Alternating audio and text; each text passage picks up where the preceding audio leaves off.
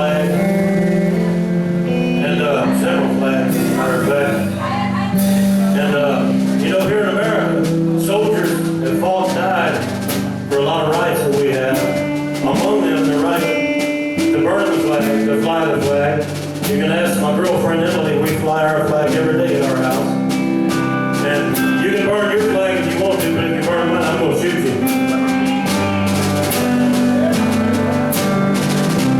I walked through a county courthouse square, and on a park bench, an old man was sitting there.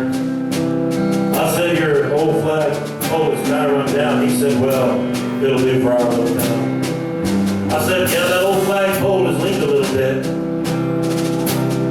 And that's a ragged old flag you got hanging on it. He said, have a seat. Well, I sat down and he said, is this the first time you've been to our little town?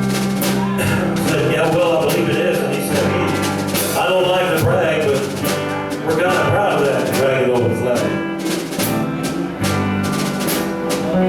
You see, we got a big hole in that flag there when Washington took it across the Delaware.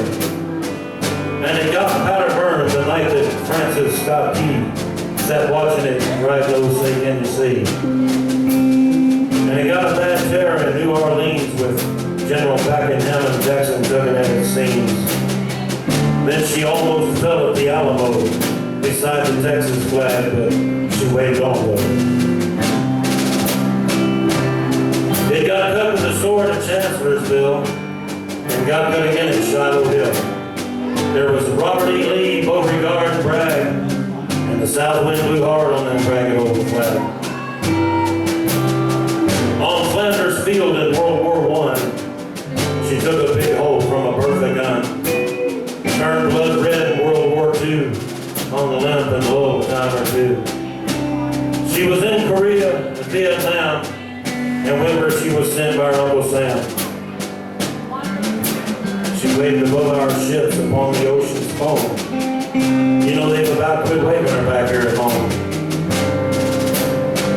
In her own good land, she's been abused, burned, neglected, denied, and refused. And the government for which she stands is scandalized throughout the land.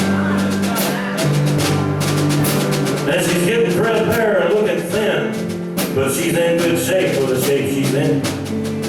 Because she's been through the fire before, and I believe it can take a whole lot more. So we raise it up every morning, we lower it down every night.